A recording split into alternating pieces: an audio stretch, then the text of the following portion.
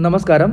Book की श्रृंखला जिसमें हम चैप्टर 3 देखने वाले हैं आज, और चैप्टर 1 और चैप्टर 2 प्रथम और द्वितीय पाठ कंप्लीट कर चुके हैं। तीसरा चैप्टर शिशु लालनम जिसमें कि राम और लवकुश की कहानी है। और हाल ही में देखा हमने अयोध्या में राम मंदिर बना, राममय वातावरण है। तो ये चैप्टर मेरे अनुसार मैं इसे 3 स्टार 4 स्टार 5 स्टार रेट करना चाहूँगा। इस चैप्टर से प्रश्न निर्माण, नाट्यांश, गद्यांश, पठित गद्यांश, जो भी आप कहें, इससे प्रश्न पूछे जाने की संभावना मुझे लगती है बहुत ही ज़्यादा है।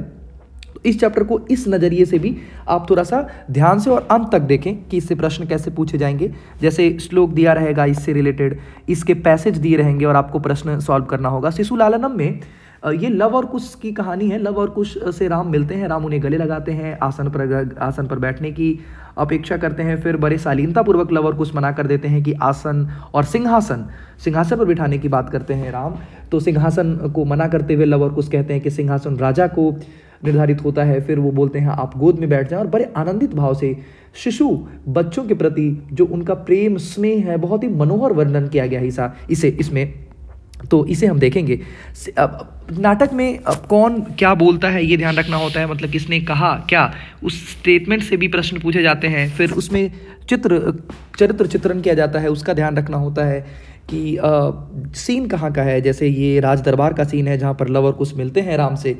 तो सिंहासनस्थ राम सिंहासन पर बैठे हैं। सिंहासनस्थ राम सिंहासन पर बैठे हैं।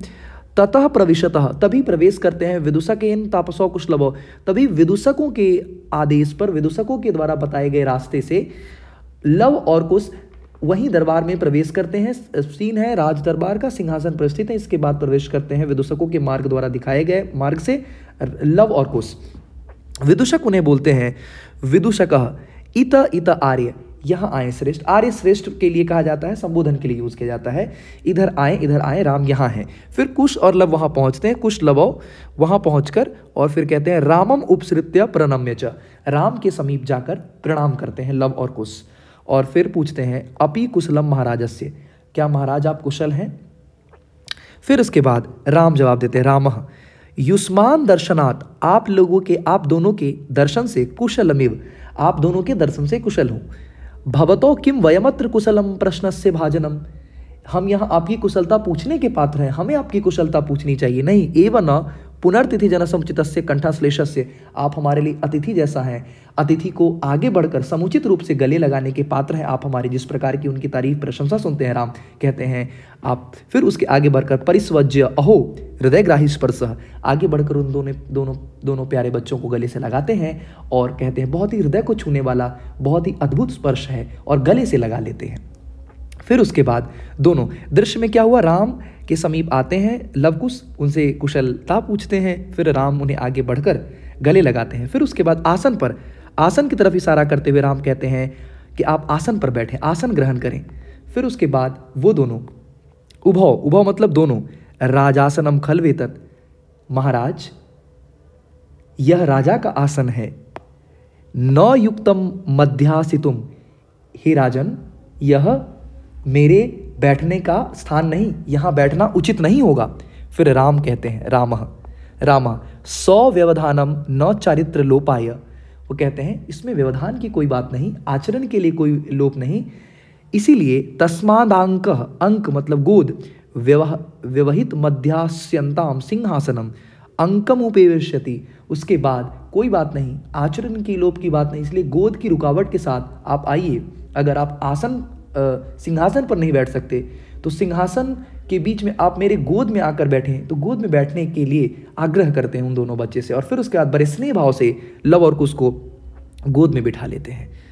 उभौ अनिच्छाम नाटयत राजन, दोनों बड़े ही अनिच्छा भाव का, जिसमें कि हम जैसे कोई बड़े ऐसा आग्रह करे विनम्रतापूर्वक जिसमें कि उनकी मर्यादा है लेकिन हम मना भी नहीं कर पाते, ये भाव वैसा ही है। लव कुश ने मना किया एक बार, लेकिन इनका आग्रह इतना प्रेममय है, इतना स्नेह का है कि मना भी नहीं करते। और फिर वह कहते हैं अत्यधिक कुशलता न करें, अलमत दाक्षिण्येन, फिर राम कहते हैं ज़्यादा शालीनता मत करिए, आइए और बैठ जाइए। भवती शिशुजनों वयो अनुरोधात्, मैं आप लोगों से अनुरोध करता हूँ अधिक शालीनता नहीं करिए, आप बहुत अधिक गुणी हैं, कम उम्र में आपने जिस तरीके के काम किए हैं, गुण महती अपि लालनीय एव, जितने छोटे उम्र में आपने इतना लालनीय, इतना मनोहर, इतना आकर्षक काम किया है, ब्रजति हिमकरो अपि बाला भवात, और चंद्रमा भाव से आपका ऐसा लग रहा है, बाल भाव से शंकर मस्तक के आभूषण के रूप में आपने धारण किया है। पशुपति मस्तक केतक क्षदत्वम, और ऐसा लग रहा है जैसे केतकी की पुष्प आपके चूड़ा पर, ये उसकी तारीफ कर रहे हैं कि निर्मित चूड़ा जिस प्रकार से उन्होंने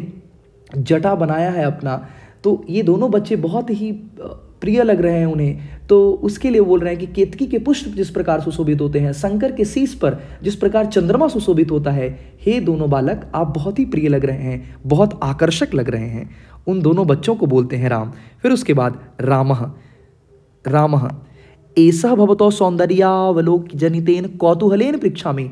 आप दोनों की सुंदरता को देखने के बाद एक जिज्ञासा हो रही है और उसे पूछना चाहता हूं, क्या क्षत्रिय कुल पितामहयो सूर्य चंद्रयो को भाव भरतो वंशस्य करता।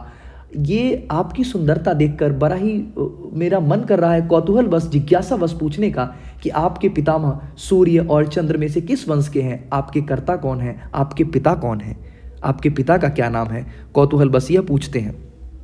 इसे प्रश्न इस प्रकार से पूछा जा सकता है कि राम ने, या ये अतिशालीनताम कह कथे तो राम। फिर ये प्रश्न पूछा जा सकता है कि किसने कहा, कह कस्यति उस्मान दर्शनात् कुशल में, किसने कहा कि आप दोनों के दर्शन से खुश हुए, तो राम। तो कथन आपको ध्यान रखना है, किसने कहा। कहानी में हम पात्र को ध्यान रखेंगे, किसने कहा और किससे कहा, इससे प्रश्न पूछे जाएंगे।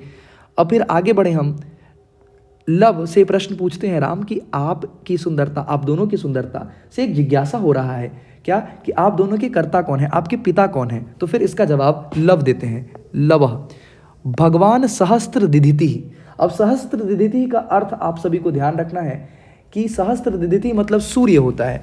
तो ये जवाब देते हैं राम के प्रश्न का। राम जब पूछते हैं कि आपके कर्ता कौन है, आप किस वंश से हैं, तो ये कहते हैं कि भगवान सूर्य वंश के हैं।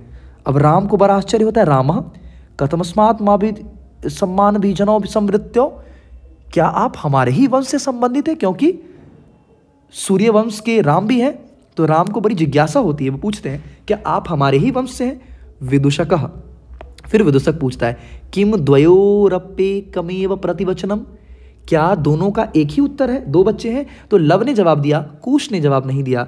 तो विदूषक पूछता है, वो दरबार में जो है वो पूछते हैं कि क्या आप दोनों का एक ही उत्तर है, क्या आप दोनों ही सूर्यवंश के हैं। और राम क्या कहते हैं कि आप सूर्यवंश से कैसे हैं, आप कैसे संबंधित हैं, सूर्यवंश से तो हम भी हैं। तो फिर लव जवाब देते हैं, लव भ्रातरा वावाम सोदरियो, हम दोनों सगे भाई हैं, हम दोनों सगे भाई हैं, अपने भाई हैं। राम, अब राम का अगला प्रश्न होता है समरूप, आप लोगों का रूप एकदम समान है। शरीर सन्निवेश, शरीर की संरचना भी एक जैसी है। वयसस्तु न किचिदंतरम, वयसस्तु मतलब आयु भी, वयसस्तु न बिल्कुल भी नहीं, किचिद थोड़ा सा भी अंतर नहीं लग रहा है। आप लोग एक ही वंश से हैं, आपके शरीर की संरचना, आपका रूप दोनों एक जैसा लग रहा है, समान शारीरिक संरचना है। तो फिर इसका जवाब लव देते हैं, लव आवाम यमलौ, यमलौ मतलब जुड़वा, हम सभी हम दोनों जुड़वा भाई हैं। राम संप्रति युज्यते किम नाम ध्येयम, फिर राम कहते ओह अब उचित है, ठीक है, आप दोनों जुड़वा हैं, तो वास्तविकता है कि जुड़वा हैं तो दोनों की शारीरिक संरचना बराबर होगी, ठीक है। किम नाम ध्येयम, आपका नाम क्या है। लव आर्यस्य वंदनायाम लव इत्यात्मनः श्रावयामि, आर्य की वंदना करते हुए लव बोलते हैं मैं आपको प्रणाम करता हूँ श्रीमान, मेरा नाम लव है। और कुश की तरफ निर्देशित करते हुए, कुश की तरफ इशारा करते हुए आर्यो अपि गुरुचरण वंदनायाम, और फिर लव की ओर इशारा करते हुए, लव कुश की ओर इशारा करते हुए आर्य भी गुरुचरण की वंदना में। फिर कुश की ओर इशारा करते हुए कुश बोलता है अहम अपि कुशः इत्यात्मनः श्रावयामि, मैं अपने आप को कुश बताता हूँ, मेरा नाम कुश है। दोनों के इस विचार से, दोनों के इस तरीके के बोलने से कि मेरा नाम लव है, मैं आपको और गुरुजनों को प्रणाम करता हूँ। फिर कुश की तरफ इशारा करते हैं, कुश बोलते हैं मेरा नाम कुश है और मैं गुरु और आप सभी सभासदों को प्रणाम करता हूँ। बड़े शिष्ट व्यवहार को देखकर फिर राम कहते हैं अहो उदात रम्य, कितना मनोहर शिष्टाचार है। समुदाचार किम नाम धयो भवतो गुरु, अब चूंकि हम जिस तरीके के व्यवहार करते हैं, श्रेष्ठ विचार होता है, यह हमारे संस्कार, हमारी प्रवृत्ति को बताता है। तो इससे राम और प्रसन्न होते हैं कि इनके नाम बताने का तरीका इतनी शालीनता से ये चीज़ों को बता रहे हैं, मना कर रहे हैं, और जितने अच्छे से ये रख रहे हैं, इनके गुरु भी अवश्य बड़े ही श्रेष्ठ होंगे। तो राम इसी भाव से पूछते हैं, किम नामधेयो, आपके गुरु का नाम क्या है? तो लव अब इसका जवाब देते हैं, लवः ननु भगवान वाल्मीकि। लव कहते हैं भगवान वाल्मीकि हमारे गुरु हैं। अब गुरु जैसे जन्म के आधार पर, नाम के आधार पर, शिक्षा दीक्षा के आधार पर अलग अलग गुरु होते हैं। तो राम का प्रश्न है, रामः केन संबंधेन, वाल्मीकि आपके किस प्रकार से संबंधित हैं? शिक्षा दीक्षा से, उपनयन से।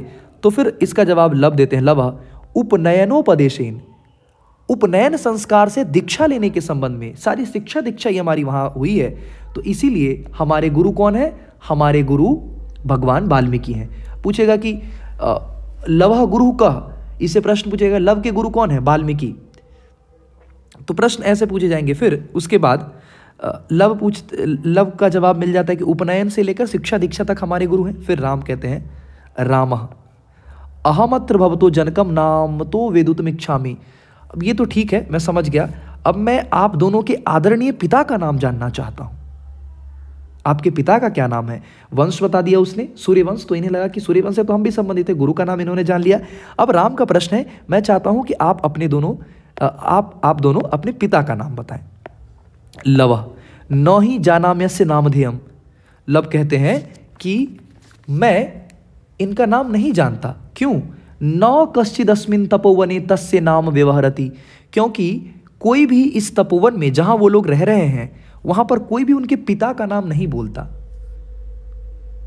तो राम कहते हैं, अच्छा कई बार ऐसा भी होता है कि बड़े का नाम लोग नहीं लेते आदर भाव से। तो राम कहते हैं, रामः अहो महात्म्य, वो बड़ी महत्ता है। फिर कुश जवाब देते हैं, कुशः जान्यामहं तस्य नामधेयम्, हाँ मैं जानता हूं उनका नाम। तो फिर राम कहते हैं, कथ्यताम, कहिए, अगर जानते हैं तो बताइए क्या नाम है आपके पिता का। तो कुश कहता है, निरनुक्रोशा नाम, कहते उनका नाम निर्दयी है, निर्दयी नाम है उनका। राम बड़े आश्चर्य भाव से, राम कहते हैं, वयसस्य मतलब मित्र, बंधु, अपूर्वम खलु नामधेयम्, ये बड़ा ही अनोखा नाम है, निर्दयी कैसे किसी का नाम हो सकता है। फिर विदूषक जो दरबारी है, विचिंत्य सोचकर, जैसे राम ने पूछा कि आपके पिता का क्या नाम है, तो लव बोलते हैं कि मैं नहीं जानता, क्योंकि उनका कोई नाम ही नहीं लेता है। तो राम कहते हैं बड़ी महात्मा है उनकी, उनका नाम कोई नहीं लेता। फिर कुछ कहता है मैं जानता हूँ। तो राम कहते कहिए जानते हैं तो कुछ कहते हैं निर्दयी नाम है उनका। फिर राम कि बड़ा अनोखा नाम है मित्र, बड़ा अनोखा नाम है। फिर विदूषक वहीं सोचता है, सोचकर फिर बोलता है, एव तावत पृच्छामि। फिर वो पूछता है कि निरनुक्रोश निर्दयी इति कह एव भनति, भनति मतलब बोलता है, कहता है। अच्छा निर्दयी नाम से उनको कौन पुकारता है, कौन बोलता है उनको निर्दयी? ये दरबारी पूछता है कि निर्दयी जो आप बोले हैं, तो निर्दयी नाम से उनको कौन बुलाता है? अभी आपने बोला कि निर्दयी, आपके पिता का नाम कोई लेता ही नहीं, तो फिर निर्दयी नाम लेता कौन है वहां पर? तो फिर कुछ जवाब देते हैं, कुशः अम्बा, अम्बा मतलब माँ, मेरी माँ निर्दयी के नाम से बुलाती है। अच्छा कई बार देखते हैं बोलचाल की भाषा में माँ डांटते फटकारते हुए कहते हैं कि इसका बेटा इसके जैसा, मतलब किसी जानवर का नाम लेकर भी व्यवहार में करती हैं, तो गुस्से में झल्ला कर कहती हैं। वैसे ही विदूषक कहता है, विदूषक वही सोचता है सामान्य प्रक्रिया में कि विदूषक सोचता है किम कुपिता एव भनति उत प्रकृतिस्था, हो सकता है कि क्या वह गुस्से में कहती हैं कि स्वाभाविक रूप से, मतलब गुस्से में कई बार कुछ लोग बोल जाते हैं कि हाँ निर्दयी का पुत्र निर्दयी ही होगा, इसका बेटा इसके जैसा ही होगा, तो कई बार ऐसा बोल देते हैं। तो आप ये बताइए कि किम कुपिता, क्या जब वह कुपित रहती है, गुस्से में रहती है, एव भनति तब बोलती है, या उत प्रकृतिस्था, या वह वास्तविक रूप से ऐसा ही बोलती है? तो फिर इसका जवाब कुछ देते हैं, कुशः याद्यावयो वर्लाभाव जानितम, जब भी हम दोनों किंचित विनयम पश्यति तदा एवं अधिक्षिपति निरनुक्रोशस्य पुत्रो मां चापलमिति, जब भी कुछ कहते हैं यदि हम दोनों बाल भाव से बचपने में उदंडता करते हैं, कुछ बदमाशियां करते हैं, तो फटकारती हुई कहती है कि निर्दयी के पुत्रों चंचलता मत करो, निर्दयी के पुत्र निर्दयी जैसा व्यवहार मत करो, एकदम निर्दयी मत बनो। तो वहां से कुछ को लगा कि निर्दयी के पुत्र मतलब इनके पिता का नाम निर्दयी है।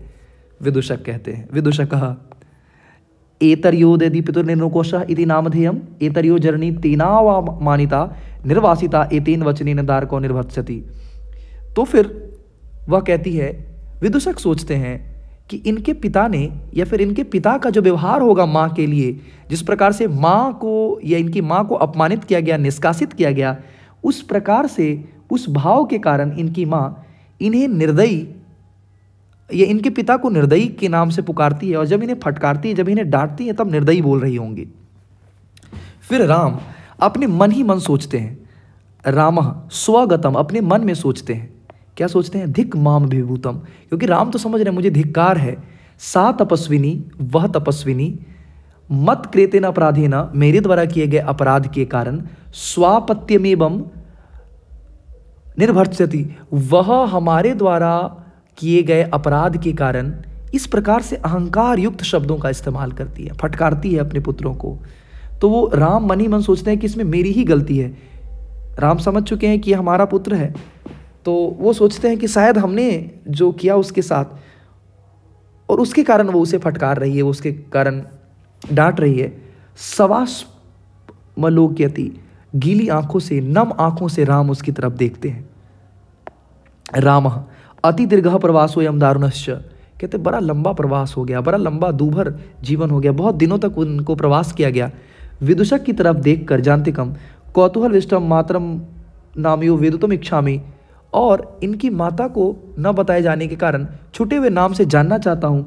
वैसे न युक्तम च स्त्री युक्तम विशेषतः तपोवने तत् को अत्र व्युपायः, फिर वो बोलते हैं चूँकि स्त्री के विषय में ज़्यादा पूछताछ करना ठीक नहीं, विशेष रूप से तपोवन में रहती हैं वो, तो इस विषय में क्या है, वह विदूषक जो दरबारी है उसकी तरफ से पूछना चाहते हैं। तो विदूषक फिर पूछता है, चूँकि स्त्री का नाम महाराज नहीं ले सकते, तो विदूषक पूछता है, विदूषकः जानान्तिकम अहम पुनः पृच्छामि प्रकाशम, विदूषक फिर पूछता है कि अकेले में मैं फिर से पूछ रहा था, स्पष्ट शब्दों में फिर वो उससे पूछते हैं, ये राम और विदूषक के बीच की बातचीत है कि मैं पूछ लेता हूँ, किम नामधेयम युवयोर जननी, आप दोनों की माता का क्या नाम है।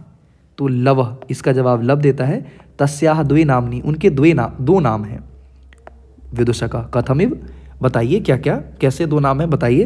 तो फिर उसका जवाब देते हैं, लव तपोवन वासिनो देवीति नाम है अंति, तपोवन में जो लोग रहते हैं, जहाँ वो रहती हैं माँ मेरी, तो देवी के नाम से बुलाते हैं, देवीति, और भगवान वाल्मीकि वधुरीति, और भगवान वाल्मीकि जो हमारे गुरु हैं, गुरु महाराज, वो वधु के नाम से बुलाते हैं। राम अपि च इत्यस्तावत वयसस्य, मित्र इसके अलावा क्या, मुहूर्त मात्रम, इसके अलावा क्या, इसके अलावा और भी कुछ है क्या।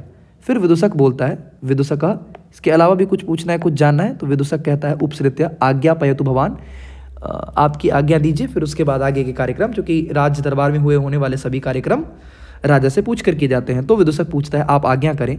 रामः अपि कुमार्योस्माकं च सर्वथा समरूपम कुटुंब वृत्तांतः, इन दोनों कुमार के हमारे वंश जैसा वृत्तांत है, पूर्णतः एकदम समान है, यह भी सूर्यवंश के, मैं भी सूर्यवंश का।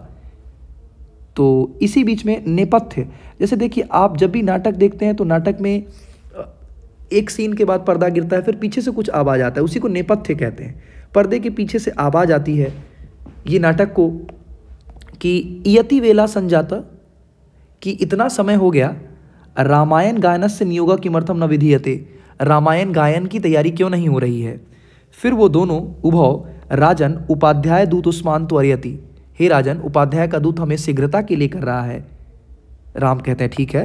रामः मयापि सम्मानीय मुनियोगः तथा ही, राम कहते हैं मुनि की व्यवस्था हमारे लिए भी सम्माननीय है, क्योंकि आप दोनों इस कथा का गान करने वाले हैं। अब वो कथा गायन करेंगे, ये उनकी बातचीत थी। बातचीत के अंश से पूछा जा सकता है, इनके गुरु का नाम क्या है, इनके माता का नाम क्या है, कौन से दो नाम से बुलाते हैं, भगवान वाल्मीकि किस नाम से बुलाते हैं, ये लोग किस वंश से संबंधित हैं। तो आप जब देखेंगे तो इसमें इसके अर्थ के साथ प्रश्न किस प्रकार के बनेंगे, इसका भी अभ्यास करते चलें। अब रामायण गान का समय है। भवंतो गायंतो कविरपि पुराणो व्रत निधिरा, व्रत निधिरः कविरपि पुराणो, गिराम संदर्भोऽयं प्रथम वितीर्णो वसुवितीं कथा चेयं श्लाघ्या सर सिरुः नाभस्य नियतम पुनाति श्रोतारम रमयति च सोयम परिकरः। फिर वो उस कथा का गान करते हैं। कथा में वो तपोवन निधि वाल्मीकि की रचना कि धरती पर प्रथम बार कब अवतरित हुए राम, उनकी बहुत ही मधुर वाणी। आपने सुना होगा लव कुश कांड का एक बड़ा ही चरित्र, हम कथा सुनाते राम सकल गुण धाम की, यह रामायण है पुण्य सकल श्री राम की।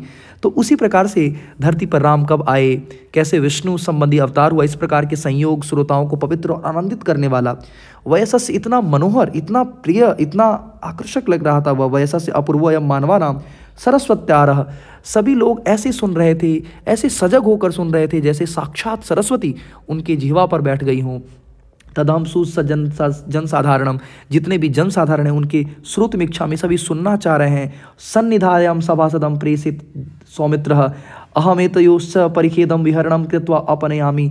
और उसके बाद उस भाव से सभी सभासद बैठ गए। लक्ष्मण को कहा कि लक्ष्मण मेरे पास आ जाएं, मैं भी उनके चिरकाल तक सुनने वाले और कष्ट को हरण करने वाले इस कथा को सुनाता हूँ। और फिर उसके बाद इति निष्क्रांतः सर्वे, ऐसा करने के बाद सभी उस कथा का गायन करते हैं, सभी उस कथा का रस लेते हैं, रसपान करते हैं और राम की कथा को सुनते हैं। और राम की कथा इतनी मनोहर, इतनी आकर्षक इन दोनों ने सुनाई। सब सभासद एकदम शांत होकर, एकटक होकर उन सभी चीज़ों को निहारते हैं। ऐसे लगता है जैसे चिरकाल तक सबका कष्ट समाप्त हो गया हो, कष्ट का विहार हो गया हो, कष्ट दूर चला गया हो। और इस प्रकार इस नाटक की समाप्ति कर दी जाती है। नाटक में हमने देखा कि राम का लव कुश के प्रति स्नेह, लव कुश का राम के प्रति आदर भाव, इस प्रकार यह नाटक यहीं समाप्त होता है। इससे बनने वाले प्रश्न को हम देख लें। और फिर उसके बाद जैसे कुशलभो कम उपसृत्य, किसके सामने रहकर प्रणाम करता है, तो राम तपोवनवासी कुश मातरम के नाम नहायंती। तपोवन के लोग लव कुश की माँ को किस नाम से, देवी के नाम से बुलाती हैं। केन संबंधेन, वाल्मीकि किस प्रकार से संबंधित है, तो वाल्मीकि के बारे में बताया गया कि आपके गुरु तो हैं लेकिन वो कैसे संबंधित हैं आपके, तो वो कहते हैं कि जो हमारे गुरु हैं वाल्मीकि वह उपनयनोपदेशेन, उपनयन के समय से ही संबंधित है। तो इस प्रकार के प्रश्न आपसे पूछे जाएंगे। कह कथयति, कौन बोला, निर्णुक्रोशः, निर्णुक्रोशः कौन बोलता है, निर्दयी, तो उनकी माँ बोलती हैं। इस प्रकार से आप इसके अभ्यास कर लेंगे, यकीन मानिए इससे प्रश्न पूछे जाएंगे प्रश्न निर्माण के। अच्छा, बुक से ही संधि समास अव्यय प्रत्यय इस सब के प्रश्न पूछे जाएंगे, तो आप इसके अंदर से आने वाले प्रश्न का अभ्यास कर लीजिए। मैं कोशिश करता हूं कि इसके अंदर के प्रश्न जो भी हैं, गेस्ट क्वेश्चन भी आपको प्रोवाइड करूं और एक मास्टर वीडियो भी जल्दी प्रोवाइड करूंगा आप लोगों को। अच्छे से ख्याल रखिए और खूब मन लगा के पढ़िए। आज 5 फरवरी है, बताने की ज़रूरत नहीं, आप लोग डेट देख ही रहे होंगे। और 19 फरवरी का डेट जिससे याद रखना है और जिसको ध्यान में रखकर तैयारी करनी है। एक एक दिन करके एग्ज़ाम के पास पहुँचते जा रहे हैं। 7 फरवरी को शायद एडमिट कार्ड भी आप लोगों के हाथ में होगा। ख्याल रखिए और अच्छे से मन लगाकर पढ़िए। धन्यवादम, मिलते हैं बहुत जल्द अगली वीडियो में। Thank you everyone, धन्यवादम।